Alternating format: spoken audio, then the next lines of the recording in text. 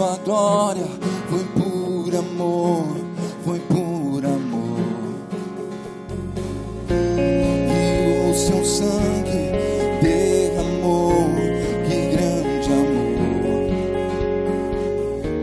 Naquela via dolorosa se entregou.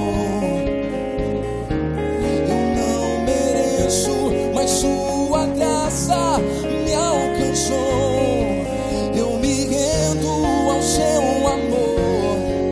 Eu me rendo ao seu amor. Eu me rendo ao seu amor. Eu me rendo, eu me rendo. Deus Emmanuel, estrela da manhã, Cordeiro de Deus, pão da vida, príncipe da paz, grande El Shaddai, Santo de Israel, luz do mundo, Galileu, Jesus, Jesus, Galileu, Jesus, declara os nomes sobre todo nome, Galileu, Jesus, Jesus, Galileu, Jesus, Jesus, das almas.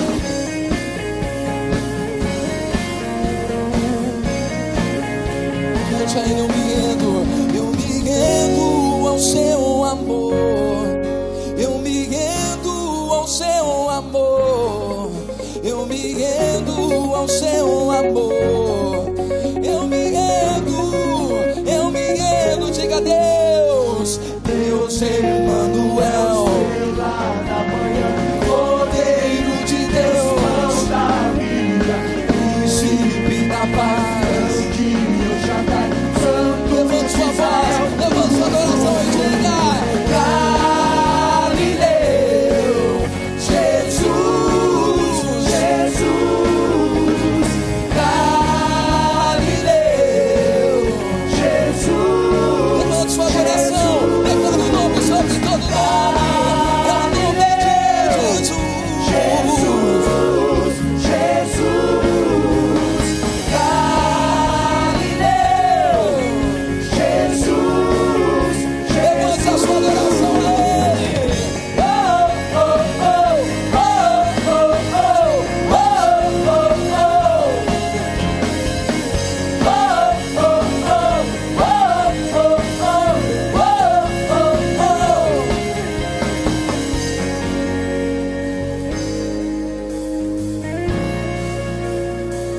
Nos rendemos somente a Ti, Deus. Nos rendemos ao Teu amor, Pai, nesta noite. Se renda aos pés de Cristo, se renda a Ele. Eu me rendo ao Seu amor. Eu me rendo ao Seu amor. Eu me rendo ao Seu amor. Eu me rendo, eu me rendo, eu me rendo ao Seu amor. Seu amor. Eu me rendo ao seu amor.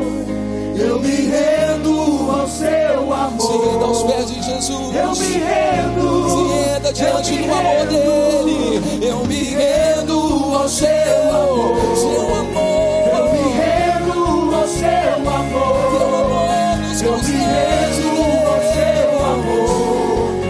Eu me declare mais uma rendo. vez pra ele. Eu me rendo, Deus. Eu me rendo ao seu amor. Eu me rendo Ao seu amor. Eu me rendo ao seu amor.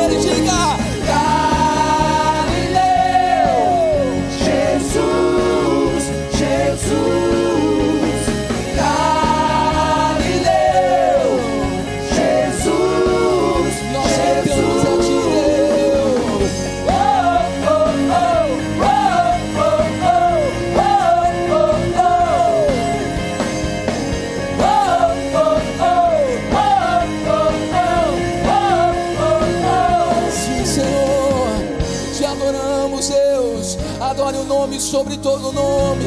Adore o nome de Jesus. Adore o nome dele. O nome que cura, o nome que liberta, o nome sobre todo nome. Declare em Galileu.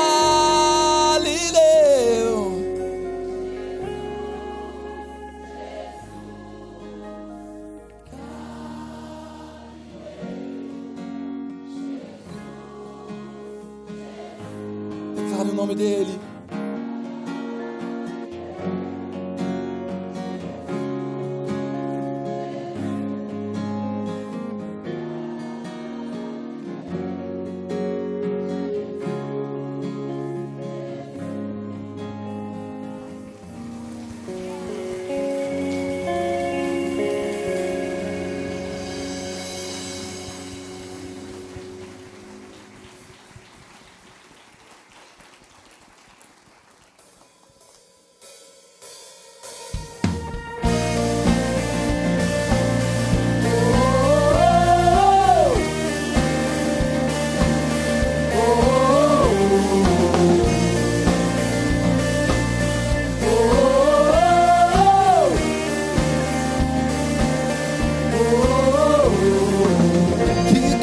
Jugo do meu pecado, tão mais forte é o meu amado, o Rei da Glória, o grande Rei dos Reis,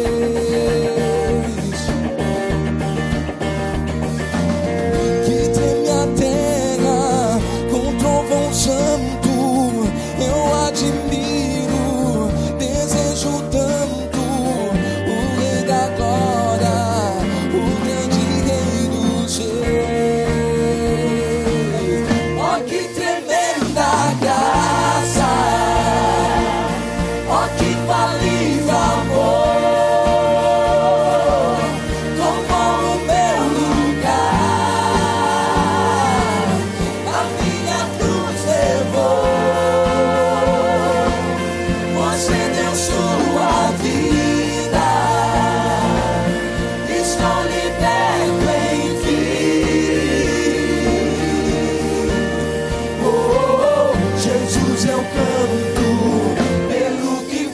por mim.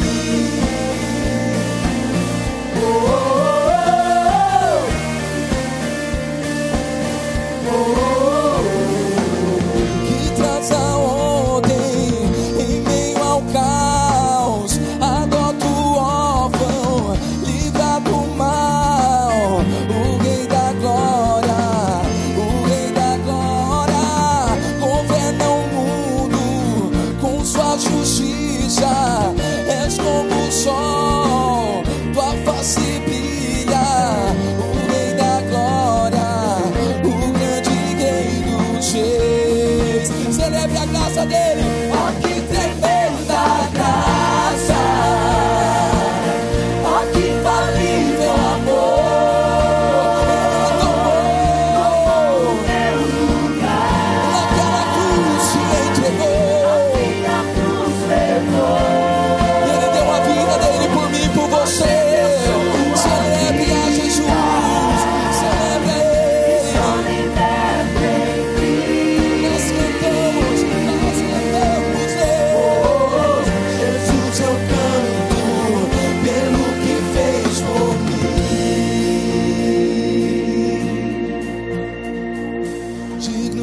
Cordeiro de Deus, digno é o Rei que a morte venceu, digno é o Cordeiro de Deus, digno é o Rei que a morte venceu. Declare: digno é o Cordeiro de Deus.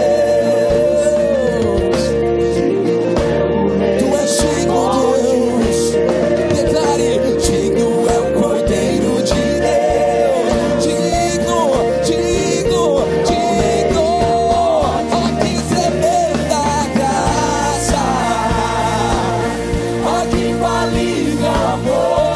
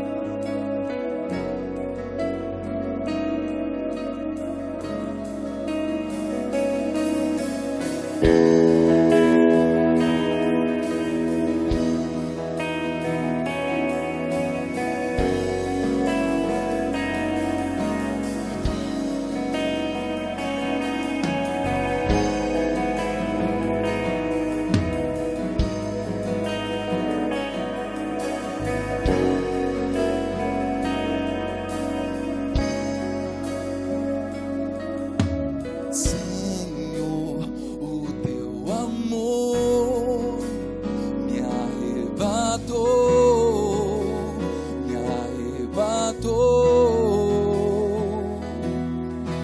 Meu desejo é estar contigo pra sempre, contigo pra sempre.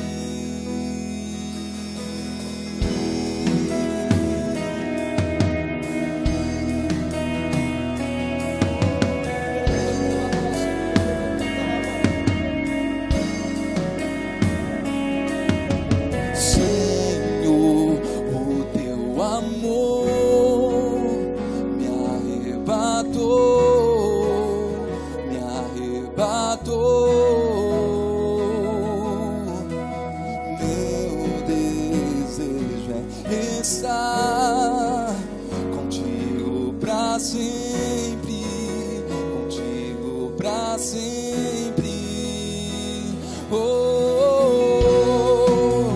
Traga-me pra mais perto, leva-me mais profundo. Eu quero conhecer teu coração. Teu amor é tão mais doce tudo que já provei. Eu quero conhecer, Senhor. Cante, traga-me, Senhor, traga-me pra perto de ti. Traga-me pra mais perto, leva-me mais profundo. Eu quero, Senhor, conhecer teu coração. Teu amor é tão mais doce do que tudo que já provei. Eu quero conhecer teu coração, teu coração,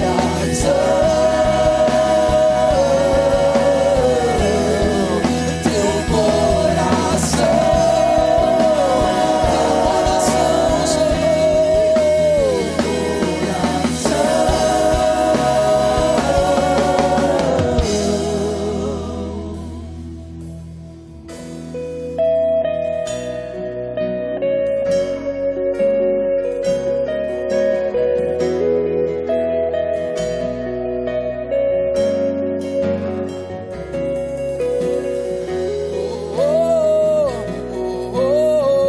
grande é o teu amor por mim. Grande é o teu amor. Grande é o teu amor por mim. Levante sua voz, declare isso pra ele. Grande é o teu amor por mim. Teu amor é grande.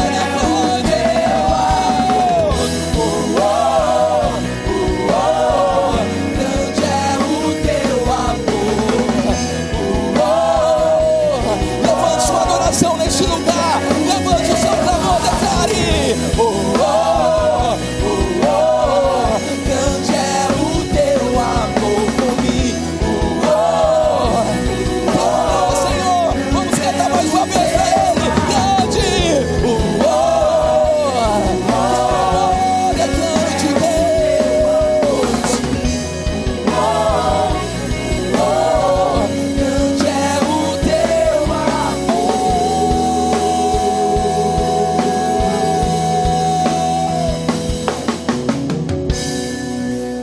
Traga-me pra mais perto, leva-me mais profundo. eu quero conhecer. Eu quero conhecer a tua presença mais e mais. É tão mais doce Que tudo que já provei. sinta o amor de Deus te envolver nesta noite. Sinta o amor dele envolver a sua vida. Cante, traga-me pra mais perto. leva-me mais profundo. Eu quero conhecer o teu coração, Senhor. Teu amor, o amor dele se manifesta em nós. Eu quero conhecer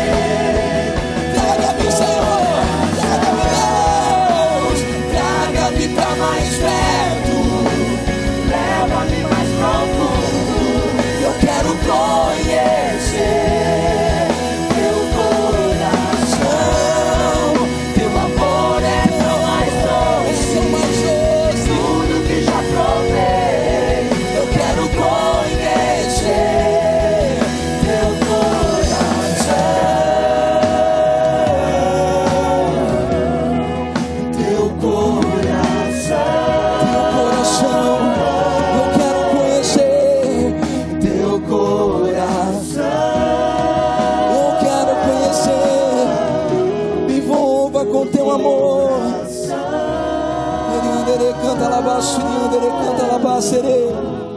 Oriandere calabasiriandere calabasuriandere canta labasere. Oriandere calabasuriandere calabasuriandere calabasuriandere calabasere. Me envolva com teu amor. Envolva a tua igreja com teu amor. Envolva a tua igreja com teu amor.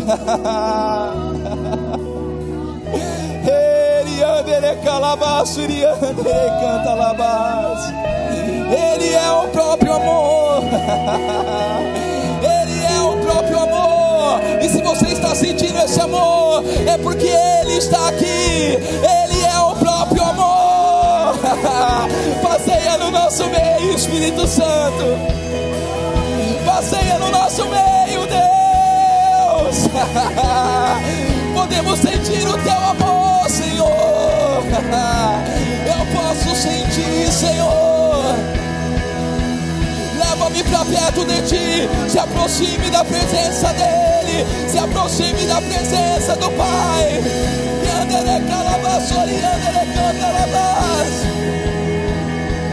O amor dEle é grande. Vamos cantar, só a igreja, vamos cantar. Grande é o teu amor por mim.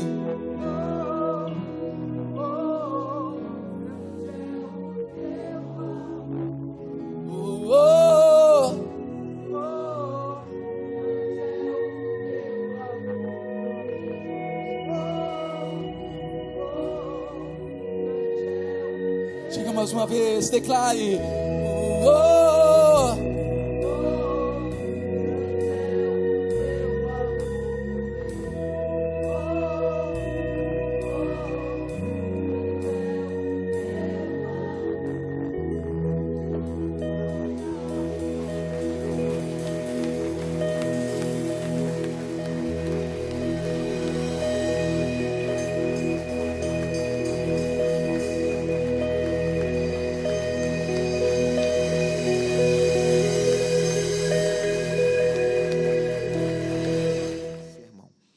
Atos capítulo 27.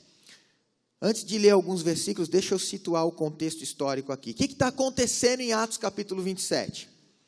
O apóstolo Paulo está dentro de um navio, sendo levado para Roma para ser julgado pelo imperador. Por que está acontecendo com Paulo? Porque Paulo é cidadão romano. E naquela época, todo cidadão romano, isso era lei, isso era direito. Todo cidadão romano, quando ele era preso, acusado e condenado à morte, ele tinha o direito de apelar para César, apelar para o imperador. Se fosse hoje, o irmão deu testemunho aqui da causa na justiça, tal, seria mais ou menos uma espécie de última instância de julgamento. Então, você tem uma causa na justiça, foi para a primeira instância, perdeu. Aí você apela para a segunda instância. E vai apelando até a última instância. É o que Paulo está fazendo aqui. Tudo bem, vocês me prenderam porque eu estou pregando o evangelho? Não tem problema, mas eu sou cidadão romano. E eu então quero o meu direito. Eu apelo para o imperador. E como cidadão romano, ninguém podia matar Paulo. Ele tinha o direito de ser ouvido por César, de passar pelo imperador. E se o imperador achasse que ele deveria morrer, aí não tinha mais jeito mesmo. Então, Paulo está dentro de um navio, sendo escoltado por um grupo de soldados romanos, que estão levando Paulo para essa audiência com o imperador romano. Você vai ler no capítulo 27, e a Bíblia vai mostrando aqui, que tudo vai caminhando bem, tudo ia bem nesse navio, a navegação ia muito bem, obrigado, Paulo estava bem dentro do navio, todo mundo, até que no versículo 14, acontece um negócio lá que estremece o navio inteiro. Então, vamos dar uma olhadinha aqui no verso 14. Então, entendeu? Paulo está dentro de um navio, sendo levado para Roma, o navio está cheio de gente, a navegação estava tranquila, até que no versículo 14 acontece isso, acompanha aí. Atos 27, 14. Entretanto, não muito depois, desencadeou-se do lado da ilha um tufão de vento. Passou como é que eles chamam lá nos Estados Unidos agora? O furacão Mateus. Ó, um tufão aqui veio sobre o navio de Paulo. Ó. Entretanto, não muito depois, desencadeou-se do lado da ilha um tufão de vento chamado Euroaquilão. E sendo o navio arrastado com violência, sem poder resistir ao vento, cessamos a manobra e nos fomos deixando levar. Olha o verso 18. Açoitados severamente pela tormenta, no dia seguinte já aliviavam o navio. Verso 19. E ao terceiro dia, nós mesmos, todo mundo que estava dentro do navio, com as próprias mãos, lançamos ao mar a armação do navio. E não aparecendo havia já alguns dias, nem sol, nem estrelas, caindo sobre nós grande tempestade, dissipou-se afinal toda a esperança de salvamento. Havendo todos estado muito tempo sem comer, Paulo, pondo-se em pé no meio deles, disse: Senhores, na verdade era preciso terem me atendido e não partir de Creta, para evitar esse dano e perda. Mas já agora vos aconselho bom ânimo, porque nenhuma vida se perderá de entre vós, mas somente o navio. Porque esta mesma noite, um anjo de Deus, de quem eu sou e a quem sirvo, esteve comigo, aleluia, dizendo: Paulo, não temas, é preciso que compareças mesmo perante César. E eis que Deus, por sua graça, te deu todos quantos navegam contigo. Portanto, senhores, tende bom ânimo, pois eu confio em Deus que sucederá do modo por que me foi dito. Porém, é necessário que vamos dar a uma ilha. Quando chegou a 14ª noite, sendo nós batidos de um lado para o outro no mar Adriático, por volta da meia-noite, pressentiram os marinheiros que se aproximavam de alguma terra. Verso 41.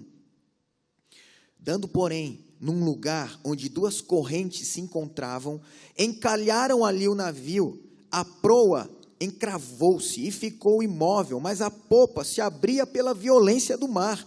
O parecer dos soldados era que matassem os presos, para que nenhum deles nadando fugisse. Mas o centurião, querendo salvar a Paulo, impediu-os de o fazer, e ordenou que os que soubessem nadar fossem os primeiros a lançar-se ao mar e alcançar a terra. Quanto aos demais, que se salvassem uns em tábuas e outros em destroços do navio. E foi assim que todos se salvaram em terra. Então, o tema do sermão de hoje é enfrentando adversários. Fala comigo para você guardar o sermão de hoje e daqui 15 dias. Qual é o tema do nosso estudo, então?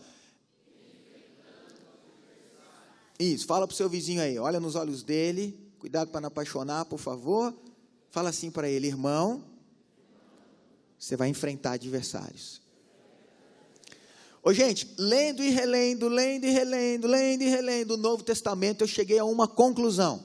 Se tem um homem nas páginas sagradas do Novo Testamento que enfrentou adversários por amor a Jesus, esse homem, eu não tenho dúvida, foi o apóstolo Paulo.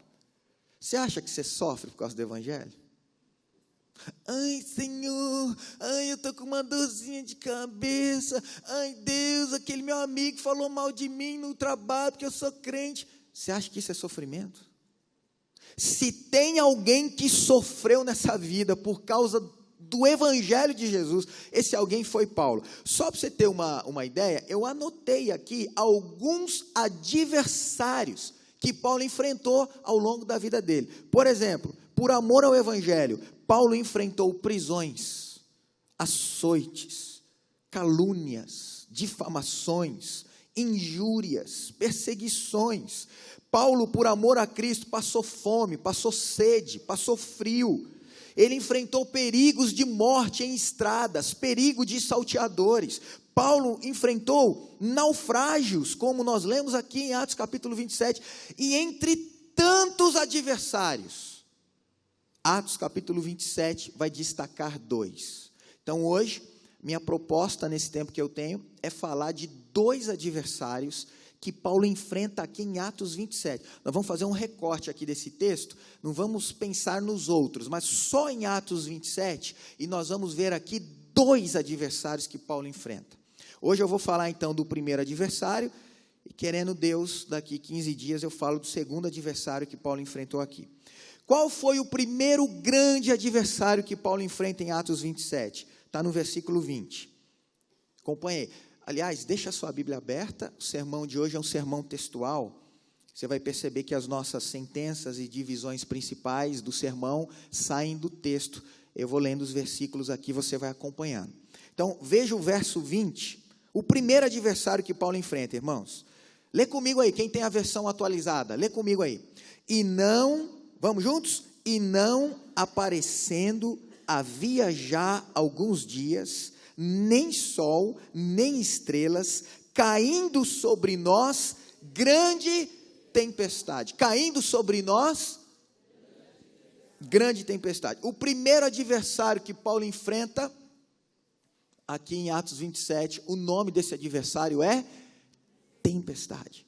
Para falar desse adversário, eu vou começar com uma afirmação que você precisa guardar no seu coração. Olha só, tempestades sempre virão sobre nossas vidas. Definitivamente, eu e você, de jeito nenhum, definitivamente eu e você, não estamos isentos do enfrentamento de tempestades.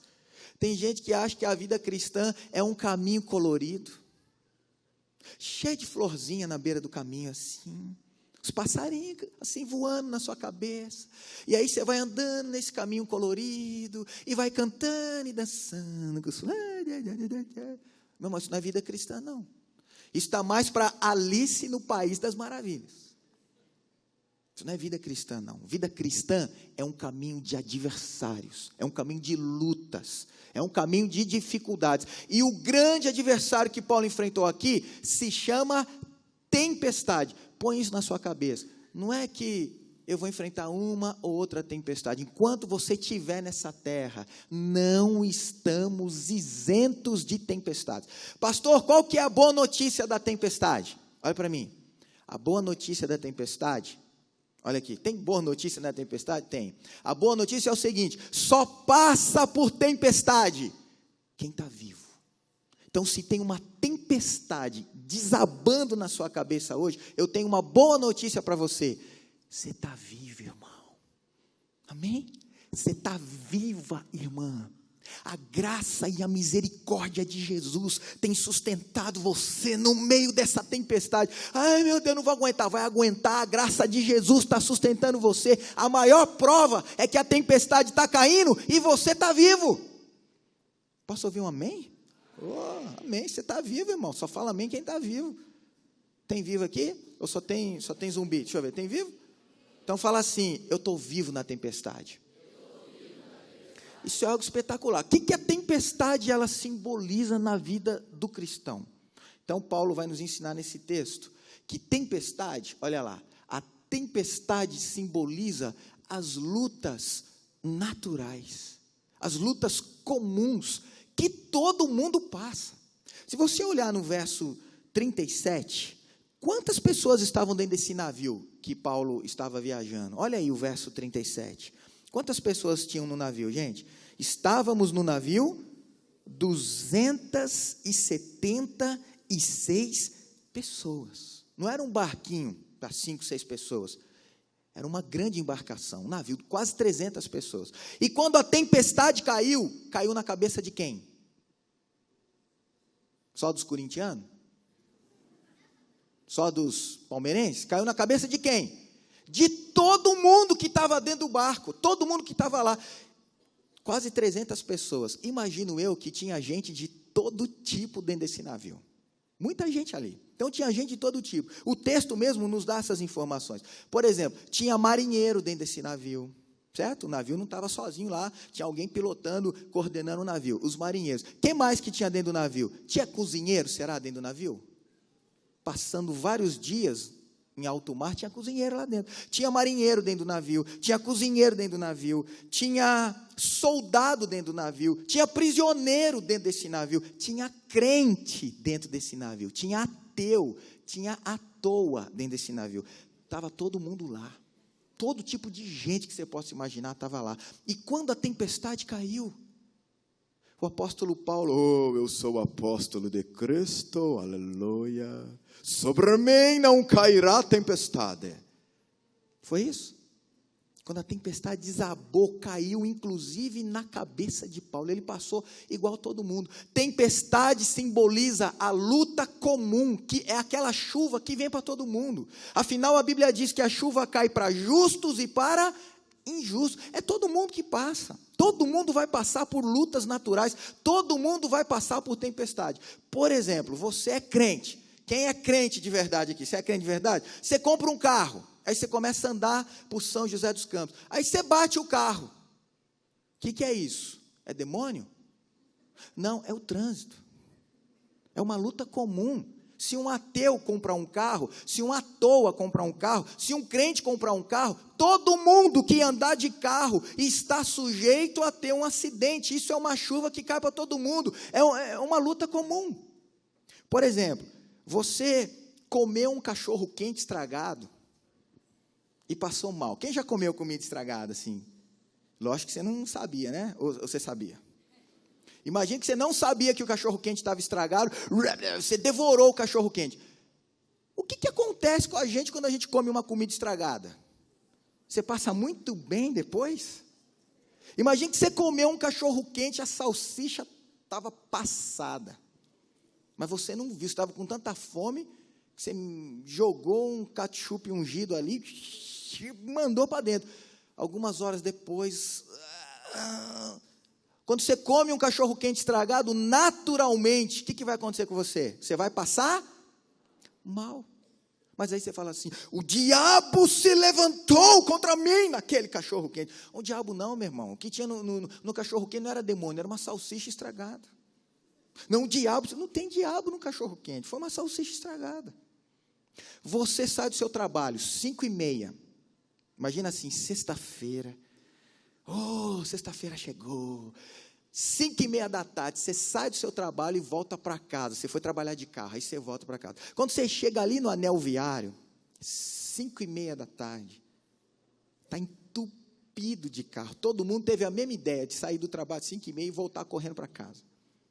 Quando você chega lá, tem aquele mar de carros assim no anel viário, aí você fica 40 minutos preso ali. E aí você olha de dentro do seu carro, você olha aquele mar de carros à sua frente. Aí, como um bom cristão, você levanta a sua mão dentro do seu carro e fala assim, o trânsito está parado. Aí você fala assim, demônio tranca-rua. Sai daqui agora, demônio maldito, e abre o meu caminho. Hoje aí foi o demônio tranca-rua que fez você ficar 40 minutos no anel viário. Não foi o trânsito. Você teve a mesma ideia que todo mundo. Você e São José inteiro foi trabalhar de carro. Da próxima vez vai de bicicleta. Que aí o povo vai ficar parado de carro, você vai passar com a sua bicicletinha. Tchau, gente. E ainda vai fazer exercício. Entende? Nesse caso, o demônio parou o trânsito para me perturbar. Não, meu irmão. Nesse caso o problema não é muito demônio. Nesse caso o problema é muito carro. São José está igual São Paulo agora, muito carro, daqui a pouco nós vamos ter que fazer rodízio aqui na nossa cidade, o negócio está complicado. Luta comum, que vem para todo mundo, é uma tempestade que cai na cabeça de qualquer pessoa. Crente tem a mania de espiritualizar aquilo que é natural. Tem uma sombra ali, tem um demônio naquela sombra ali. A janela bateu, tchá! Capeta! Crente quer espiritualizar aquilo que é humano. Seu dente começa a doer. Aí você não vai no dentista.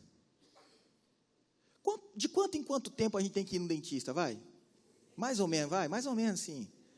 Pelo menos a cada 6 meses, vai, para fazer uma limpeza, um check-up, ver se está tudo bem, tudo certo. Aí tem crente que faz 5 anos que ele não vai no dentista. Aí o dente dele começa a doer. Sabe o que ele faz? Ele tem coragem de pôr a mão na boca e falar, demônio maldito, larga minha boca. Eu não sabia que cárie mudou de nome. Cárie chama demônio agora. Você não tem demônio na sua boca, irmão. Você tem cárie porque você não foi para o dentista. Você entende? Se o ateu não for para o dentista, ele vai ter cárie. Se o crente não for para o dentista, ele vai ter cárie. Se o à toa não for... é uma chuva que cai para todo mundo. Estou dando alguns exemplos aqui da gente espiritualizar aquilo que é natural. Por exemplo, outro exemplo aqui, ó. Seu casamento vai mal. Quem é casado aqui? Levanta a mão aí, irmão. Seu casamento vai mal. Estou falando em tese. Tem gente que, Deus já revelou. Calma. Já está espiritualizando. Ó. Seu casamento vai mal, teoricamente. Aí o que acontece? Você não cuida dele. Você não renova o seu casamento. Você não investe no seu casamento. Você não leva a sua mulher para passear. É que passear. Eu coloco saco de feijão na mesa. Isso que é amor. Alá, arroz. Você não leva sua mulher para passear. Você não leva sua mulher. Não, ela não quer, não. Ela já largou para lá. Você é que não quer. Entende? E aí tem marido que trata a mulher igual cachorro, gente. Tem marido que ele não conversa com a mulher. Tem marido que rosna. Não tem? A esposa, bom dia, amor, tudo bem? O marido olha para ela. No dia que a mulher não aguenta mais, fala assim, vou embora, chega, não aguento mais, eu não sou um cachorro para você me tratar desse jeito. Aí a mulher vai embora de casa, o cara liga aqui na igreja, pastor, ora, porque o diabo se levantou. Você tem coragem de falar que foi o diabo que levantou? Você tem uma prova na escola, daqui uma semana. Mas você não estuda. Você estuda não. Quem tem o Espírito Santo está bem. Vou estudar. Uma semana para estudar. Você fica enfiado em rede social. Você vai para lá, você vai para cá. Mas você não pega no livro, não pega no caderno. Aí quando você senta lá na faculdade para fazer a prova. Não sei. Meu Deus. Ai, Senhor amado, você olha para o lado, ninguém está olhando, você impõe as mãos na prova. Senhor amado, vejo que o diabo está tentando se levantar contra mim nessa prova, mas Espírito Santo, me revele agora as questões dessa prova, Senhor, para que o diabo seja envergonhado. O diabo não vai ser envergonhado não, quem vai ser envergonhado é você. O diabo precisa passar na faculdade? Quem está fazendo a faculdade? É você. Aí você não estuda, tira 0 na prova, culpa o diabo, culpa o professor, esse demônio desse professor, isso aí é um coisa do capeta. Não, é você que não estudou para a prova, meu irmão, você que não estudou. Outro exemplo, você não se organiza financeiramente, você ganha 2.000, gasta 3, você ganha 3, gasta 4, você ganha 4, gasta 5, aí vai falar que o diabo se levantou. Presta atenção, olha como o crente espiritualiza aquilo que é natural. Todos esses exemplos, ó, a frase que eu mais tenho ouvido nesses últimos tempos: pastor, o diabo se levantou, o diabo se levantou, o diabo se levantou, o diabo se levantou. Você comeu cachorro quente estragado e passou mal porque o cachorro quente estava estragado, mas você falou que foi o diabo que se levantou. Você ficou preso no trânsito porque você foi trabalhar de carro junto com todo mundo e você falou que o diabo se levantou. Seu dente começou a doer porque você não foi no dentista, mas você falou que foi o diabo que se levantou. Seu casamento estragou porque você não cuidou do casamento, mas falou que o diabo se levantou. Você tirou 0 na prova porque não estudou, mas falou que foi o diabo que se levantou. O diabo se levantou, o diabo se levantou, o diabo se levantou, o diabo se levantou. Ô, gente, eu não sei, de tanto ouvir essa frase, o diabo se levantou, o diabo se levantou, eu penso o seguinte: se no inferno tem cadeira, o diabo nem senta mais, ele fica em pé. Na hora que ele vai sentar assim, ele ouve um crente: o diabo se levantou. Ele fala: opa, nem sento mais nesse lugar aqui. Toda hora tem um infeliz que fala que eu estou levantando. Vou ficar em pé de uma vez. Ô pastor, quer dizer que o diabo então não levanta? O diabo, lógico que Satanás se levanta contra nós.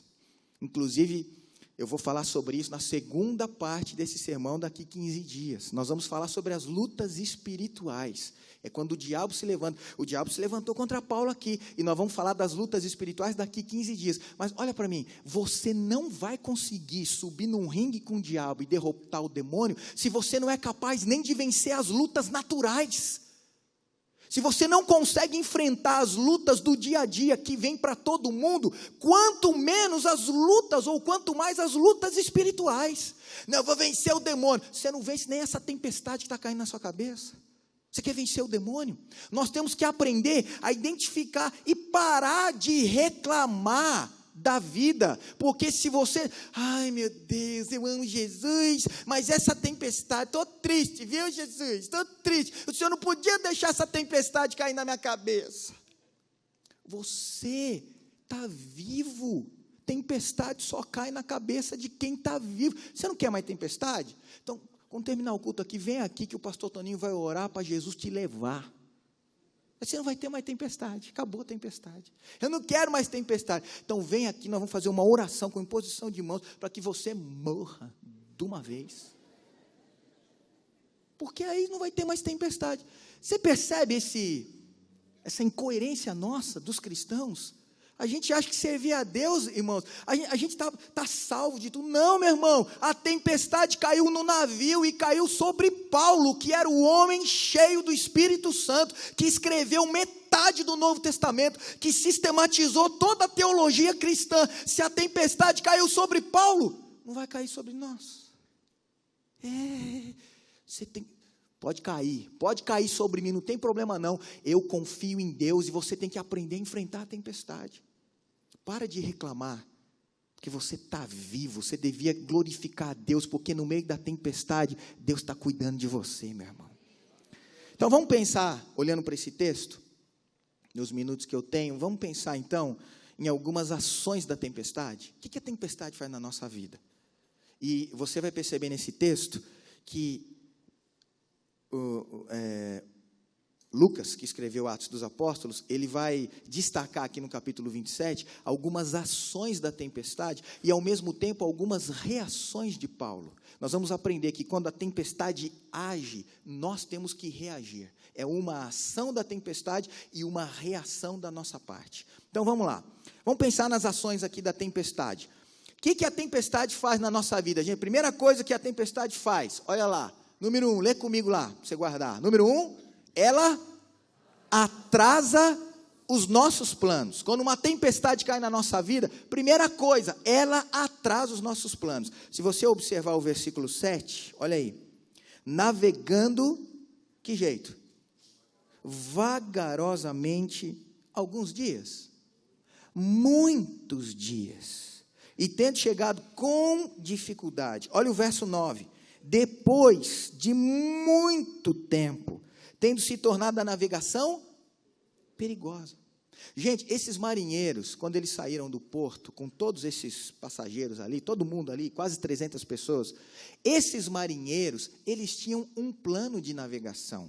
Esses caras que estavam conduzindo o navio aqui, eles tinham planos de chegar numa determinada localidade, num determinado dia. Nós vamos chegar em tal lugar, em tal dia. Eles tinham a intenção, eles tinham planos.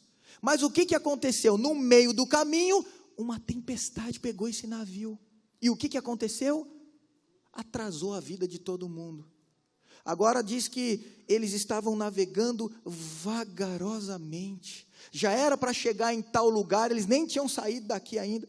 Por quê? Porque a tempestade chegou e atrasou a vida deles. Gente, quando uma tempestade chega na nossa vida, a primeira coisa que ela faz, ela atrasa os nossos planos. Tem gente que fala assim, pastor, e é legal você fazer plano, e tem que fazer mesmo. Aí tem gente que fala assim, pastor, eu vou, por exemplo, o cara fala assim, pastor, eu vou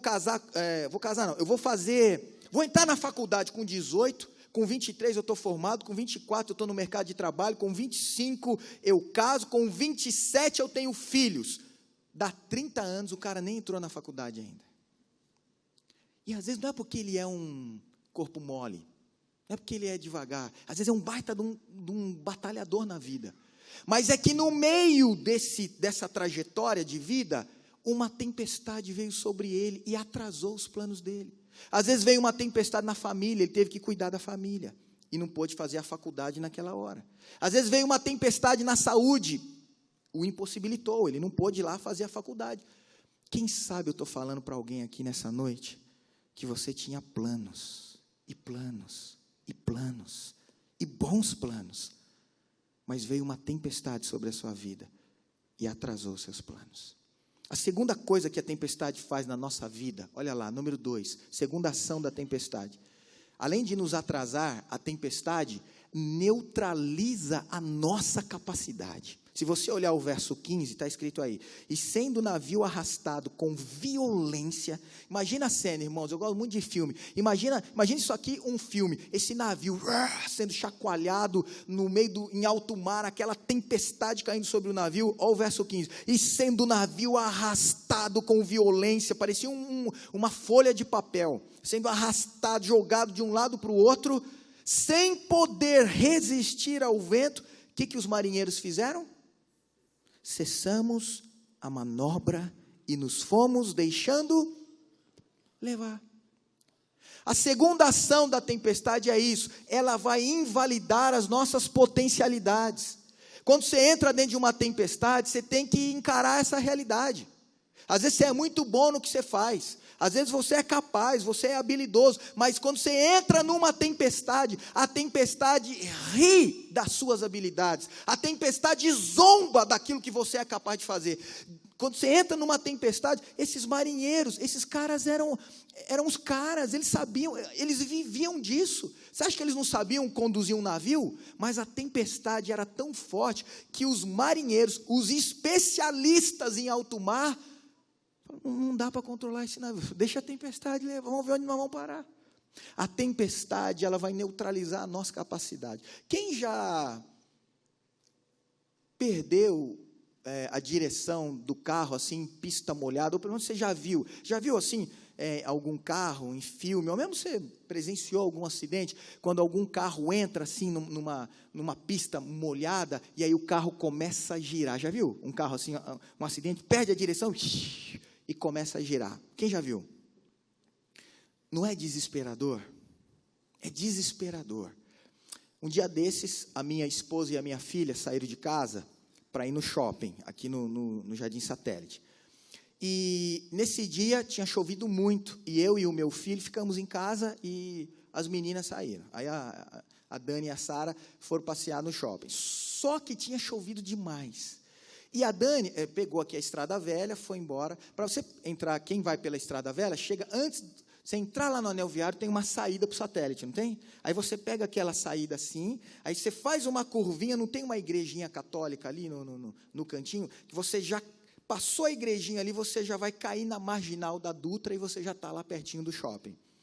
O que aconteceu? Choveu tanto que naquele ponto da igrejinha, que tem uma curva, formou uma piscina, gente. No asfalto, ficou encharcado, era uma piscina, só que não dava para ver, porque era logo depois da curva, então quem estava fazendo a curva ali, já caía naquela piscina, e a Dani entrou com a Sara, né, naquela ruinha, e ela quando ela entrou na curva assim, o carro entrou naquela, parecia pista de sabão, ela entrou assim, perdeu o atrito, perdeu a aderência dos pneus junto com o chão ali, e o carro começou a girar, foi girando.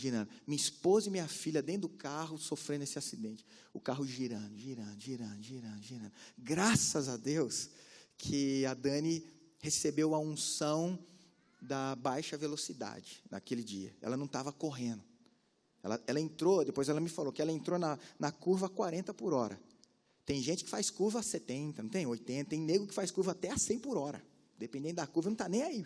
Ele já sai voando ali na curva. E eu fico imaginando, se a Dani fizesse aquela curva a 70 por hora. Hoje eu ia falar com a Dani assim, amor, estou chegando, espere por mim. E o negócio ia ser feio demais. Poderia até causar morte mesmo. O negócio era... Mas graças a Deus a Dani estava devagarzinho na velocidade. E estava tão devagar que quando ela entrou na pista e o carro perdeu o controle, começou a girar, e aí ela girava o volante para um lado, para o outro, nem a Ayrton Senna da Silva, meu irmão, quando o carro perde a direção, começa a girar, depois que perdeu, você pode virar o volante para um lado, para o outro, não obedece mais, não obedece, você pode conseguir alguma coisa antes de entrar, mas depois que o carro perdeu, e aí o carro perdeu a direção, ficou girando, mas estava tão devagar, que elas sofreram um acidente em câmera lenta, foi um acidente em slow motion. Tão devagar, o carro foi rodando, que deu para minha esposa e minha filha conversar durante o acidente. O carro começou a girar, depois a minha filha falou, papai, você não vai acreditar, eu Quando o carro começou a girar, ela começou a bater papo com a minha esposa. Falou, o carro girando, e a Sara, mamãe, parece que nós estamos sofrendo um acidente. E o carro, e a Dani, é verdade, filho, o nosso carro está girando. Mamãe, eu vou desligar o rádio. Deu tempo dela narrar para a mãe que ela ia desligar. Foi batendo papo. Mamãe, isso que é acidente? Sim, filha, isso é um acidente. E o carro rodando. Daqui a pouco o carro parou atravessado assim na pista. E deu aquele tranco assim, a hora que parou atravessado assim, e aí ele deu de tombar, porque ele saiu 2 rodas, a hora que parou assim, o impacto foi forte, 2 rodas do carro saíram assim do chão, e foram virando, mas graças a Deus não tombou, voltou o carro. Quando as 4 rodas bateram assim no asfalto, a Sara olhou para a Dani e falou, mamãe, que legal! Vamos de novo? Gente, quando você perde a direção numa pista molhada, e o carro não tem jeito, o que você vai fazer nessa hora? Você consegue imaginar o desespero desses marinheiros em alto mar, quando o navio deles foi arrastado violentamente, jogado para lá e para cá, e esses caras não podiam fazer nada. Às vezes você é muito bom no que você faz, mas quando você entra numa tempestade, a sua habilidade não resolve mais. E aí você entra em angústia, você entra em desespero, você fala assim, meu Deus, o que está acontecendo? Senhor, modéstia à parte, eu tenho qualidade naquilo que eu faço, eu sou um bom profissional, digamos que você seja um vendedor. Oh Deus, eu sou um bom vendedor, mas você não vende nada. Não consegue vender nada, não faz uma vez, fala, Deus, o que é isso? Senhor, será que isso é macumba, Deus? Não é macumba, meu irmão, é que veio uma tempestade sobre a sua vida, e quando a tempestade chega, a sua lábia não resolve, a sua habilidade não funciona, os seus amigos não conseguem tirar você da tempestade, a sua família não consegue resolver o problema. Quando a tempestade vem, a gente fica diante dessa realidade, tudo que eu tenho, todos os meus talentos, todos os meus conhecimentos, as minhas habilidades, não resolvem nada. Quem sabe você está no meio de uma tempestade, e você está cara a cara com a sua impossibilidade, com a sua impotência, tudo que você sabe não resolve. A segunda coisa que a tempestade faz, então, o que ela faz, gente? Ela neutraliza a nossa capacidade. Aí, a terceira ação da tempestade, ela parece que nunca vai acabar e rouba a nossa esperança. Se você olhar o versículo 20, está escrito aí, e não aparecendo havia já alguns dias, nem sol, nem estrelas, caindo sobre nós, grande tempestade. O que aconteceu? Dissipou-se afinal toda a esperança de salvamento. Olha aqui para mim, quando a gente está dentro de uma tempestade, e a tempestade não acaba, e a tempestade não vai embora, e a tempestade continua, sabe o que acontece? A esperança vai morrendo dentro de nós.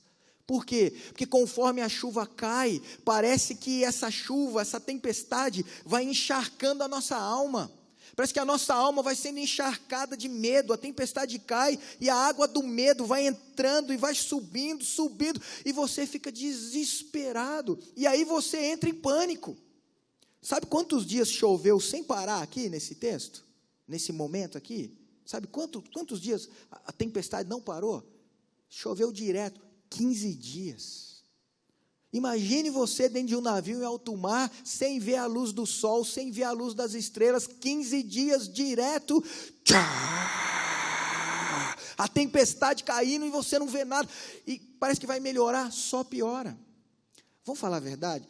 Às vezes a gente fica 3 dias, irmãos, aqui, na nossa realidade, a gente fica 3 dias chovendo, a gente entra em desespero, não entra? As irmãs falam assim, ai, está muito calor, Deus, podia mandar chuva. Aí Deus manda, tchá. Ai, Senhor, já está chovendo muito, Senhor, faz parar de chover, Jesus. Aí chove 3 dias, aí chove 4 dias, aí tem umas donas de casa que entram em pânico. Porque, ai meu Deus, não está secando as roupas, não estou dando conta, só está sujando, não dá para secar. Aí as irmãs apelam.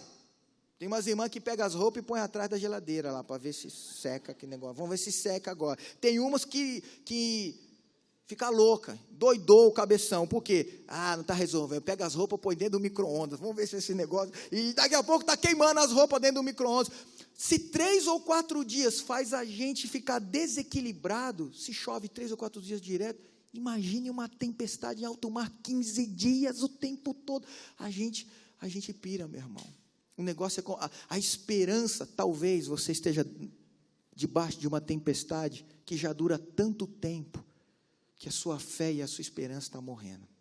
Veja a 4ª ação da tempestade. Isso aqui é perigosíssimo. O que uma tempestade faz na nossa vida? Ela nos induz a pular do barco. No verso 30 e no verso 31, acontece um negócio que seria trágico, seria cômico, se não fosse trágico. Porque olha o que acontece aí. Os marinheiros, no verso 31, no verso 30 e 31, os marinheiros, não é os passageiros do navio, os marinheiros, eles estão tão desesperados, porque a tempestade já atrasou os planos dele, a tempestade já neutralizou a capacidade, eles já tentaram de tudo e não conseguiram vencer a tempestade já roubou a esperança deles de uma tal forma que esses marinheiros surtaram. A tempestade, se você não tomar cuidado, ela vai fazer você surtar. Atrasou meus planos, me paralisou, morreu minha esperança. Daqui a pouco, olha o que esses marinheiros estão querendo fazer, gente. Olha a ideia desses meninos aqui, desses marinheiros. O texto fala que eles se reuniram e falaram, vamos fazer o seguinte, vamos baixar uns botes aqui, a gente entra nesses botes e a gente foge. E deixa esses caras aqui no navio com a tempestade. Eu pergunto, vai baixar o bote, que cabe 4, 5 pessoas no máximo, 1, 2, 3 botes, beleza, eles vão fugir no bote. Aí eu pergunto, vão fugir para onde? A tempestade está lá fora. Esses caras estavam tão doidos, que eles já não estavam mais raciocinando. Quando é que você usa um bote salva-vidas num barco? Lembra do Titanic?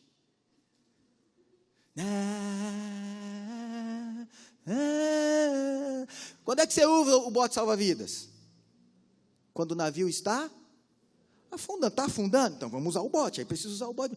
Mas quando o navio não está afundando, não é irracional? Se a tempestade está jogando um navio para lá e para cá, o que a tempestade não vai fazer com um bote salva-vidas? Se esses caras vão para o bote e se afastam um pouquinho, a primeira onda que vem, derruba, mata todo mundo, eles iam morrer lá. Cuidado, porque na hora da tempestade, vozes vão soprar e vão te induzir. Pula do barco, pula do barco. Pula. Esses caras estavam querendo pular do barco. Meu irmão, deixa eu falar um negócio para você. Por mais desconfortável que seja, por mais terrível que seja, na hora de uma tempestade, o lugar mais seguro para ficar é dentro do barco. Dentro do barco. E o Espírito Santo está falando para algumas pessoas aqui, não pule do barco em que Jesus colocou você. Posso ouvir um amém? Não pula do barco em que Cristo colocou você. Às vezes você está tão, não aguento essa tempestade. Tchá, tempestade caindo, ai meu Deus. Não pula do barco em que Cristo te colocou. Não entra nessa neura, fica firme dentro desse barco. É desconfortável, mas dentro do barco você está seguro. Fora do barco você está morto. Dentro do barco você tem possibilidades de sobreviver. Tem muita gente que está numa tempestade, não sei, talvez uma tempestade familiar, uma tempestade conjugal, uma tempestade existencial, uma tempestade de pecado. Você cometeu tanto pecado que os teus pecados estão te afundando. Não sei qual tempestade que você está, mas o fato é que a tempestade vai falar assim, pula do barco, sai. Tem gente querendo pular do barco do casamento, tem gente querendo pular do barco da família, tem gente querendo pular do barco para que eu vou na igreja, resolve nada, sai mesmo da igreja, que lá em alto mar você vai morrer espiritualmente. Jesus está falando aqui, permaneça no barco em que eu te coloquei. Permaneça no barco. Não ouça as vozes dos marinheiros desesperados, soprando no teu ouvido, pula. Tem gente que já pulou do barco e está lá em alto mar, falando, vem. É igual casamento, né? Alguém disse que casamento, o que é casamento? É uma piscina gelada. Aí o primeiro que pula fica lá dentro, falando assim, os outros falam, como é que está? Vem, pula, a água está quentinha.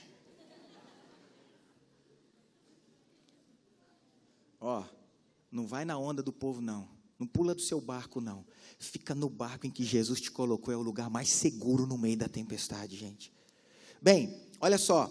A tempestade atrasa os nossos planos, neutraliza a capacidade, parece que rouba a nossa esperança, nos induz a pular do barco e a última ação da tempestade. Olha o que a tempestade faz com a gente. Depois de tudo isso, ela vai fazer muito barulho. Mas se você permanecer no barco em que Jesus te colocou, ela vai fazer barulho, mas a tempestade não vai matar você. Olha o verso 43. Verso 43. Mas o centurião, querendo salvar a Paulo, impediu-os de o fazer. Os soldados queriam matar os prisioneiros. O centurião não deixou. E ordenou que os que soubessem nadar fossem os primeiros a lançar-se ao mar e alcançar a terra. Quanto aos demais, que se salvassem uns em tábuas e outros em destroços do navio. Agora, guarda essa frase aí, E foi assim que todos se salvaram em terra. Diga, todos se salvaram. Quem foi que se salvou aqui, gente? Todos. Ei, olha aqui, Se você permanecer no barco em que Jesus te colocou, no meio da tempestade, a palavra de Deus garante que você vai ser salvo. E todo mundo que estiver junto com você dentro desse barco vai ser salvo também, em nome de Jesus. Permaneça nesse barco, ainda que a coisa esteja complicada. Não ouça as vozes que mandam você pular, sai fora da igreja, sai fora dos... Não, permaneça dentro do barco. E esteja pronto, porque em algum momento o Senhor vai te dar estratégias. Olha o que Deus fez aqui. Estava em alto mar. Pular do barco em alto mar é assinar um atestado de morte, de óbito, de burrice. Se eu pular em alto mar, eu vou morrer. Então, o que eu tenho que fazer? Permanecer dentro do barco. Aí a Bíblia fala que no meio da tempestade, Deus estava agindo, gente. Deus estava agindo no meio da tempestade. Às vezes a gente fica apavorado, mas Deus estava agindo. E aí o barco foi parar perto de uma ilha. Chegou lá, o barco encalhou num banco de areia, e diz o texto que começou a ser destruído pelas ondas. Agora está pertinho da ilha. Talvez estivesse a 500 metros, a 600 metros, a 1 quilômetro. Estava pertinho da ilha. Agora, aí vem a estratégia. Agora pula. Agora é hora de... Está pertinho. Agora você vai pular e vai se salvar. E aí alguns que sabiam nadar, pularam, já chegaram logo na ilha. Quem não sabia nadar, diz o texto aqui, que se agarrou em tábua, grudou num peixe que estava passando. Cada um foi de um jeito lá. Mas o texto fala que todo mundo no final foi salvo. Eu imagino o soldado contando. 1, 2, 59, 60, 61, 143, 144. Tem mais chegando.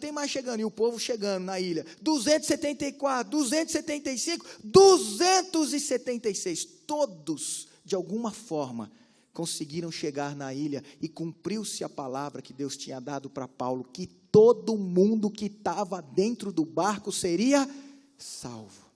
O barco é uma simbologia de Cristo, é uma simbologia da igreja, é uma simbologia do povo de Deus. Isso é muito forte. Hoje nós vemos gente aí querendo pular do barco e forçando os outros também, induzindo os outros a pular do barco. Mas se você permanece nesse barco, o Senhor vai te salvar e salvar todo mundo que estiver com você. E na hora certa Ele vai te dar estratégias.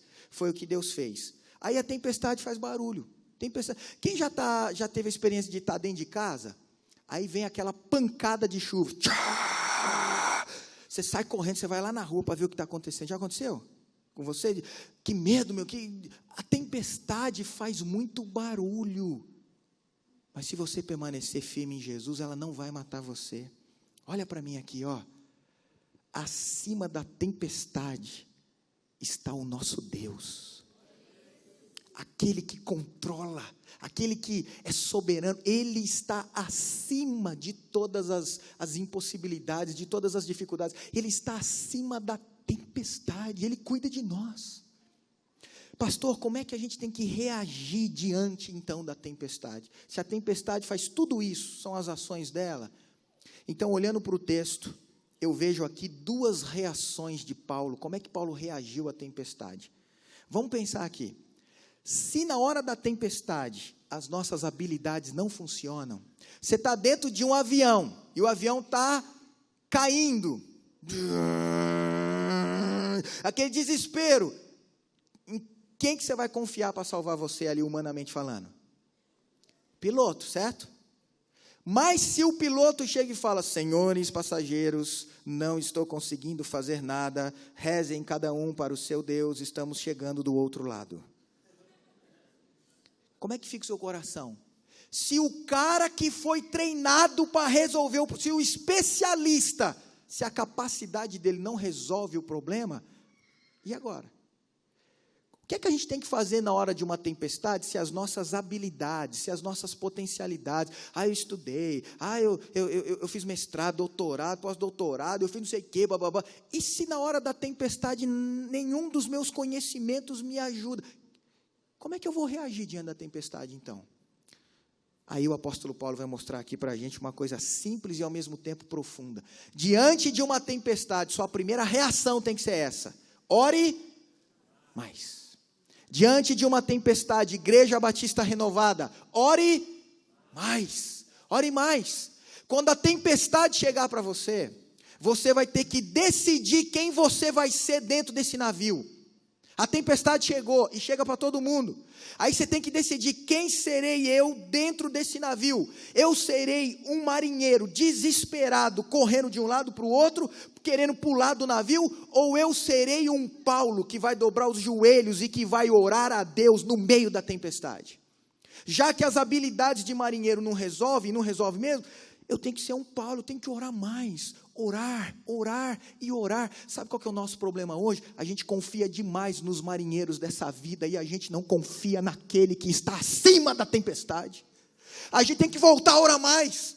Hoje os crentes discutem política e não oram mais. Hoje os crentes discutem teologia no Facebook, um falando mal do outro e não ora mais. Hoje os crentes ouvem todo mundo e não oram mais. Se você está dentro de uma tempestade, aí o cara está na tempestade, aí ele posta lá no Facebook: triste e desanimado aqui dentro de casa sozinho. E posta lá. Para com essa idiotice. Se você está mal, não fica generalizando, não fica expondo, não fica... Já viu aquele povo que está no meio da tempestade, culpa os outros? Isso é a maior prova de que essa pessoa não aprendeu ainda as lições da tempestade. Está no meio da tempestade: isso é injustiça que estão fazendo comigo. Isso aí é culpa dele, isso é culpa daquele, Não aprendeu as lições da tempestade. É um Jonas na vida. Eu estava meditando nessa palavra, eu lembrei de Jonas, igualzinho Paulo passou por uma tempestade dentro de um navio. Qual a diferença entre os dois? A diferença é que Jonas era um servo de Deus, desobediente, egoísta, olhando só para ele. Ele não viu o que estava acontecendo com os outros. Paulo tinha um coração voltado para as pessoas. Paulo tinha um outro espírito no coração dele. Aprenda o que Deus quer ensinar para você no meio dessa tempestade. Ai, tadinho de mim. Para de dar de vítima no meio dessa tempestade. E vai dobrar o teu joelho igual o apóstolo Paulo. E fala: Deus, eu não estou entendendo. O que está acontecendo aqui? Essa tempestade está acabando comigo. Mas dobra o teu joelho e fala: eu estou aqui, eu estou orando, eu estou clamando. Eu fico imaginando, irmãos, que se nos fosse permitido voltar no tempo, nessa madrugada em que o navio estava lá sendo açoitado pelo vento e pela tempestade, imagine que Deus permitisse você entrar nesse navio no meio dessa madrugada, no meio da tempestade.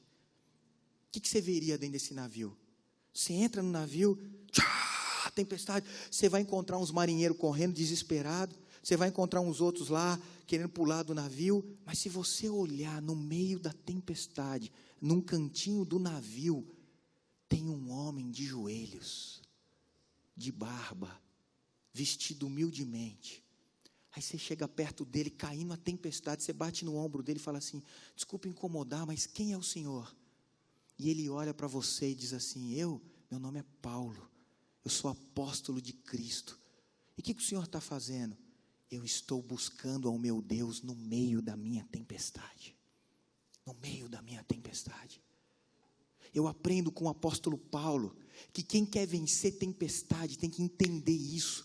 Não são as minhas habilidades que vão resolver o problema, mas é a minha intimidade com Deus. Eu vou orar na tempestade, orar e orar. Deus, eu não sei o que fazer, eu estou com a minha vida sem direção, as coisas estão complicadas, todo mundo falando um monte de coisa, mas eu estou aqui de joelhos, buscando ao Senhor, me dá uma direção, fala comigo.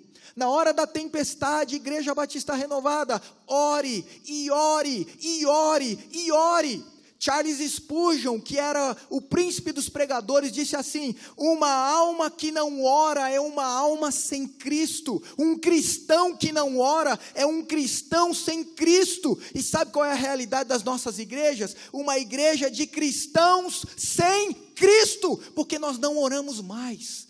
Mas a palavra de Deus está dizendo assim para mim e para você: quando a palavra dos especialistas não funcionar, dobra o teu joelho, porque o Deus Todo-Poderoso diz para mim e para você: se o meu povo, que se chama pelo meu nome, se humilhar e orar e me buscar, eu ouvirei dos céus, eu sararei a sua terra. Sabe qual é o nosso problema? Aleluia. Sabe qual que é o nosso problema? A gente confia demais nos marinheiros e a gente está deixando de buscar o nosso Deus. Paulo nos ensina essa primeira reação, vamos orar. E aí a segunda e última reação que o apóstolo Paulo nos mostra, no meio da tempestade, isso aqui é fantástico. Você está no meio de uma tempestade, então você precisa urgentemente aumentar o seu nível de TSD. Olhando para esse texto, eu descubro isso, gente. Ah, meu irmão, TSD é a coisa mais linda do mundo. TSD é a marca do cristão vitorioso. O TSD revigora o nosso coração. O TSD é algo que nos fortalece no meio da tempestade. Você precisa aumentar o seu nível de TSD. Você deve estar já querendo pular no meu pescoço, né? O que é TSD?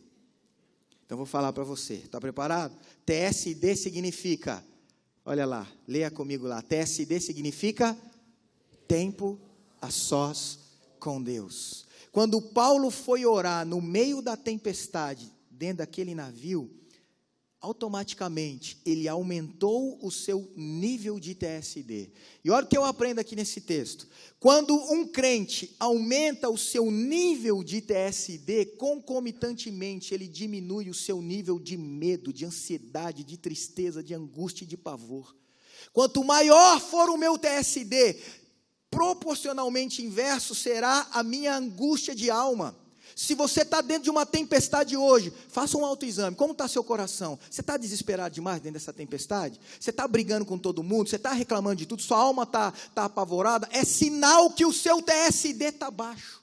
Se o seu nível de TSD subir, a ansiedade da sua alma vai diminuir. Tempo a sós com Deus. O apóstolo Paulo, no meio da tempestade, ele teve um tempo a sós com Deus. Qual foi o resultado desse TSD que Paulo teve lá no navio na hora da tempestade? Qual foi o resultado? Ele recebeu, quando ele aumentou o nível de TSD na tempestade, o nível de tempo a sós com Deus, ele recebeu, está no texto, ele recebeu a visita de um anjo de Deus. Olha o verso 23.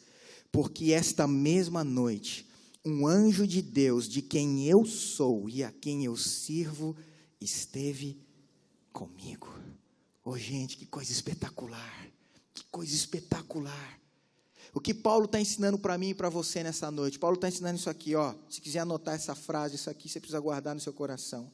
Quando você aumenta o seu nível de TSD, você corre o risco de receber a visita de anjos de Deus no meio da sua tempestade.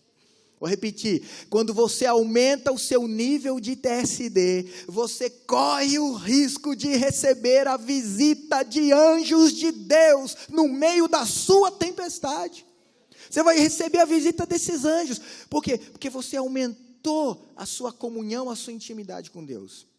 Eu vou dar 2 exemplos para finalizar. Eu vou dar um exemplo aqui de TSD, de uma mulher chamada Nazaré. A irmã Nazaré é uma senhora, ela tem em torno de 60 anos de idade, ela mora em Santo André. Quem conhece Santo André? Eu nasci em Santo André, eu tenho parentes até hoje que moram lá em Santo André.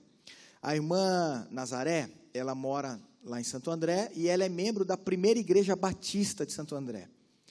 Inclusive, essa igreja sofreu uma perda terrível, agora o pastor da igreja faleceu. E a irmã Nazaré participa dessa igreja há muitos anos. E a irmã Nazaré, ela é uma mulher de Deus, uma mulher de oração. A irmã Nazaré é uma mulher de oração e ela tem um ministério. Ela tem uma casa de recuperação para adolescentes dependentes químicos.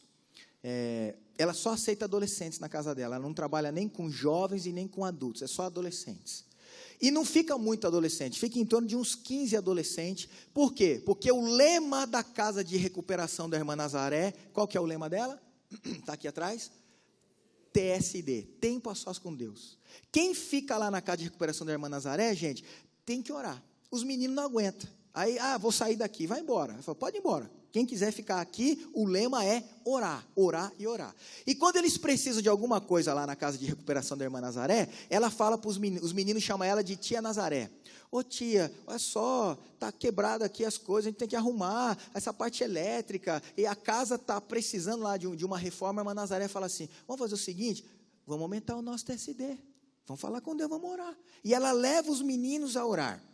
A irmã Nazaré teve tantas experiências com Deus por conta disso, que recentemente ela foi convidada lá em Santo André, numa reunião de pastores, para dar um testemunho de milagres que ela tem recebido, ela e os meninos, por causa desse lema de vida, TSD, tempo a sós com Deus. Aí a irmã Nazaré foi falar lá no café da manhã lá para os pastores, e ela contou um testemunho, que eu vou contar para você agora, o que aconteceu com ela.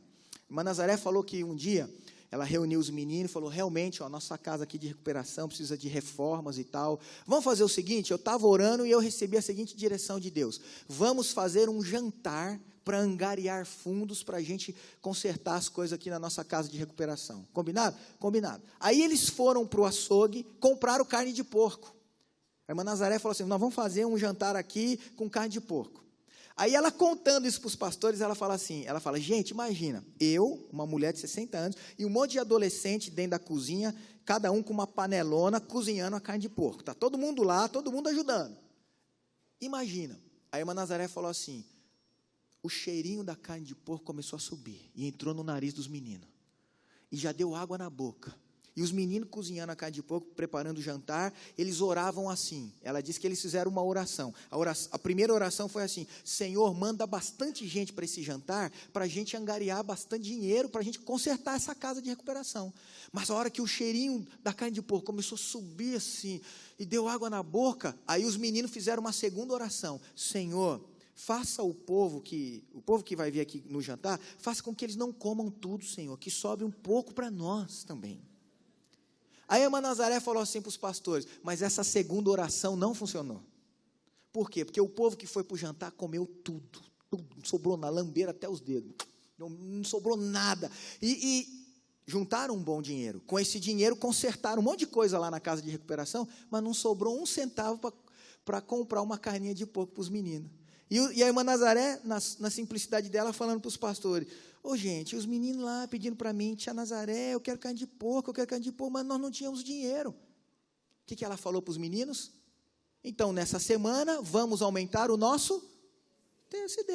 Não adianta você chorar para mim, vamos falar com quem pode resolver o nosso problema. Vamos aumentar o nosso TSD. Aí a irmã Nazaré falou assim para os pastores, gente, eu nunca vi tanto menino orando para comer carne de porco. Nunca vi, acho que o espírito de porco já estava dominando esses moleques. Porque para onde eu ia, a irmã Nazaré falando, onde eu entrava na casa de recuperação, tinha um menino ajoelhado. Ela falou, eu entrava num quarto, estava o menino lá, Senhor, manda dinheiro para a gente comer carne de porco. Aí ela ia lá para o quintal, tinha um menino debaixo da árvore, Senhor, que era um porquinho, Senhor, manda Ela falou, não aguento mais ouvir esses meninos pedir carne de porco. Mas ela levou os garotos a orarem. Uma semana, gente, uma semana inteira. Orando, pedindo carne de porco. Aí a irmã Nazaré conta um negócio que pode parecer a maior coincidência do mundo, mas nós sabemos que não existe coincidência, para nós existe cristocidência, é Deus agindo em todas as coisas. A irmã Nazaré falou que depois de uma semana que esses meninos estavam orando, pedindo carne de porco, a casa de recuperação dela fica numa ladeira, numa subida. E ela disse que uma semana depois, um caminhão estava subindo a rua da casa de recuperação. Quando esse caminhão passou em frente à casa de recuperação, a irmã Nazaré conta que a porta de trás do caminhão abriu. E adivinha o que caiu desse caminhão? A irmã Nazaré conta essa história, gente. Contou para os pastores lá. O caminhão podia passar em qualquer outra rua, certo? Mas ele passou na rua da casa de recuperação. Quando estava em frente à casa de recuperação, abriu a porta, caiu um porco. Aquele caminhão estava carregando porcos vivos, levando para algum lugar. Mas quando parou ali, passou em frente, abriu a porta, caiu o porco. E a irmã Nazaré disse que o porco caiu de mau jeito. Bateu a cabeça, quebrou o pescoço, morreu. Diz que o motorista, quando ele olhou assim, que ele ouviu o barulho, aquela coisa, ele parou o caminhão desesperado, freou, desceu, foi lá, fechou a porta para os porcos não fugirem e tal. E o porco estava largado lá, aquele porcão no meio da rua.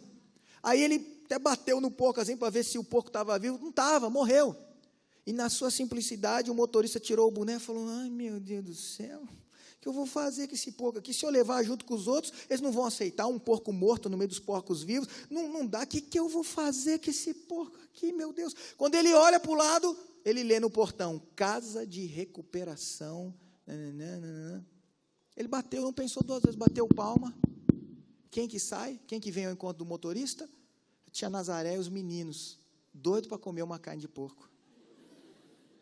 Aí, o motorista olha e fala assim: ô gente, desculpa atrapalhar vocês aí, mas o negócio é o seguinte, eu estava passando aqui, meu caminhão abriu a porta, esse porco aí caiu, morreu, por acaso, vocês querem aí? Os meninos caíram de joelho, a irmã Nazaré conta que eles ajoelharam e começaram: obrigado Deus, chorando, chorando, chorando. O motorista olhou para a irmã Nazaré e falou assim: eles gostam de porco, né? Botou o bonezinho assim e foi embora. A irmã Nazaré agradeceu, levaram o porco para dentro da casa, limparam, fizeram tudo. Gente, eles não comeram uma noite, eles comeram a semana inteira de carne de porco. Quando você aumenta o seu nível de TSD no meio da sua tempestade, você corre o risco de receber a visita de anjos de Deus para abençoar a sua vida. Você entende o que Paulo está nos ensinando aqui? A gente se desespera tanto na tempestade e a gente esquece que não é a nossa habilidade, nem o nosso conhecimento. Depois que a tempestade se instalou, isso não funciona. A minha arma tem que ser outra. Eu tenho que aumentar o meu nível de TSD. Eu vou contar a última para finalizar. Foi a minha experiência de TSD. Eu já contei isso aqui alguns anos atrás, mas tem muita gente nova que não ouviu. Eu vou contar para edificar sua fé. Vou terminar com essa. Alguns anos atrás, eu precisava vender um carro que eu tinha. Um carro muito bom. O carro estava quitado, tudo certinho. Só que eu tinha algumas pendências financeiras. As minhas dívidas estavam em torno ali de 6, 7 mil reais, e eu não gosto de ficar devendo. Tem crente que dorme o sono do justo devendo. Eu não consigo, gente. Meu coração fica: ai, meu Deus do céu. Tem crente que fala assim: pode ficar devendo aí, não tem problema não, eu vou para o céu, a dívida fica para o anticristo. Eu não consigo. Se eu estou devendo... E aí eu falei: Deus, eu preciso fazer alguma coisa. E aí o meu carro estava quitado, e eu falei assim para minha esposa, eu falei: amor, vamos fazer o seguinte... Vamos vender o nosso carro, que ele está quitado? A gente pega um carro de menor valor, que seja bom, mas de menor valor. Vai sobrar aí, eu estava calculando em torno de 7, 8 mil reais, que era o que eu precisava. Falei: aí eu saldo as nossas dívidas e fica tudo bem. Aí quando a gente melhorar um pouquinho, juntar um dinheirinho, a gente vai lá e compra um carro melhor, não tem problema. O que você acha? Ah, tá bom, vamos fazer isso. Tal. Combinamos e fizemos isso. Eu botei meu carro à venda, em um monte de site aí, um monte de... lugar aí para vender e tal, e os compradores, os interessados começaram a mandar as propostas. Aí meu coração apavorou. Por quê? Porque o pessoal mandava proposta assim, 8 mil abaixo, do valor de tabela, 9 mil abaixo do valor de tabela, e o meu carro era muito bem, modéstia à parte, eu sempre cuidei bem dos meus carros, sempre fui muito caprichoso nisso. Eu falei, Senhor, eu não quero prejudicar ninguém, mas eu não posso ser prejudicado, meu carro é bom, e eu preciso desse dinheiro, para que eu possa saldar as minhas dívidas. Mas não aparecia, gente, comprador, não aparecia, e só com propostas inferiores e tal. Teve um dia que eu quase pulei do barco, eu falei, vou vender, eu ia vender o carro, ia perder uns 5, 6 mil reais, falei, mas não vendi, segurei aquilo, e aquilo já não dormia direito, aquela coisa tirando a minha paz, até que um dia, eu me lembro como se fosse hoje, era uma quarta-feira à noite, nós estávamos aqui na igreja, e na hora do louvor, a Dani, minha esposa, estava ministrando louvor aqui, louvor abençoado, levando a igreja a adorar a Deus. Eu estava lá naquela escada, lá no final da igreja, ali, perto da porta frontal ali, estava ali nos degraus, e naquele momento eu tive um TSD no meio da igreja. A gente acha que TSD é só quando a gente está no quarto, sozinho. Você pode ter um tempo a sós com Deus, sozinho, mas você pode ter um tempo a sós com Deus no meio da multidão. E eu tive um TSD ali. A Dani louvando a Deus aqui, e aí eu rasguei meu coração, parecia que só estava eu e Deus aqui dentro dessa igreja. Falei assim, Senhor, meu coração está angustiado, eu estou mal por conta disso, eu não quero ficar assim, Deus me ajuda, eu quero resolver essa situação. Aí eu falei, mas isso é pecado, eu sou pastor, eu subo lá no púlpito e falo que o povo tem que confiar em Deus, e quando eu enfrento uma tempestade, mais ou menos, não é nem tão grande assim, mas quando alguma coisa sai do meu controle, eu fico apavorado, eu viro o refém do medo, da ansiedade. Senhor, eu vou descansar no Senhor. Eu já botei meu carro à venda, eu fiz a minha parte. Aí eu falei, eu me lembro como se fosse hoje, eu falei assim, Senhor, eu vou descansar no Senhor, eu confio no Senhor, e eu creio que a bênção vai bater a minha porta. Essa foi a minha oração. Terminei de orar, senti um alívio, meu irmão. Imagina, pensa num homem assim aliviado. Irmão, parece que um peso de 100 quilos saiu dos meus ombros assim. Terminou o culto, eu brinquei com um, com o outro, falei, dei risada, aquela coisa. 20 minutos depois eu fui para o gabinete pastoral para guardar umas coisas, trancar e ir embora. Quando eu estava dentro do gabinete pastoral, alguém bateu a porta. Qual que foi minha oração? Eu vou descansar no Senhor e a bênção vai bater a porta. Mas eu não imaginava que seria essa porta aqui do gabinete. Quando eu abri a porta, um casal de amigos, além de irmãos e ovelhas, amigos que eu amo demais, eles estavam lá. Eu falei, oi gente, pois não, eu posso ajudar os irmãos, vocês querem uma oração, um conselho, quer uma água, o que eu posso fazer por vocês? Eles deram risada e falaram, não, a gente só quer comprar seu carro. Eu falei, hã? Você não está vendendo carro, pastor? Estou. Quanto você está pedindo? Falei, preço de tabela, nem mais nem menos, preço de tabela, porque o carro está ótimo. O irmão olhou para mim e falou, é justo. Fazer o seguinte, amanhã nós vamos vir aqui, vamos dar uma volta no carro. Se a gente gostar, o carro é nosso. Eu falei, amém. Eles foram embora. No dia seguinte, eles voltaram, andaram no carro. Ele tirou o talão de cheque e fez, aqui, pastor, gostamos demais, carro abençoado está aqui. Me deu o cheque e foi embora. Quando ele saiu, o Espírito Santo falou no meu coração, você não disse que ia confiar em mim? Eu falei, disse, Senhor.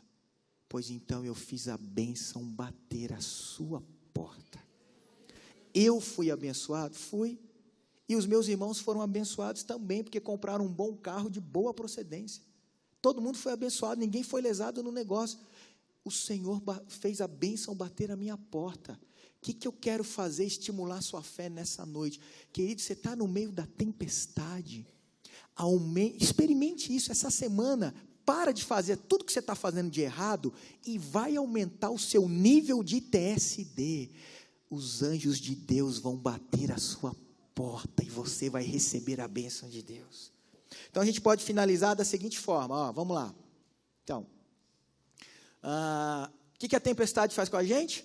Atrasa os nossos planos, neutraliza nossa capacidade, parece que nunca vai acabar e rouba a nossa esperança, nos induz a pular do barco, faz muito barulho, mas não nos mata. E o que a gente tem que fazer? Orar mais. Lembra da frase de Spurgeon, lembra da frase de Charles Spurgeon, um cristão que não ora é um cristão sem Cristo. A gente precisa orar. Aumente o nível de TSD e você vai receber a visita dos anjos de Deus. Guarde isso. O meu primeiro adversário são as lutas naturais, são as tempestades da vida. Nessa semana, tarefinha de casa, aumente o seu nível de TSD e se prepare para ser abençoado no meio da sua tempestade.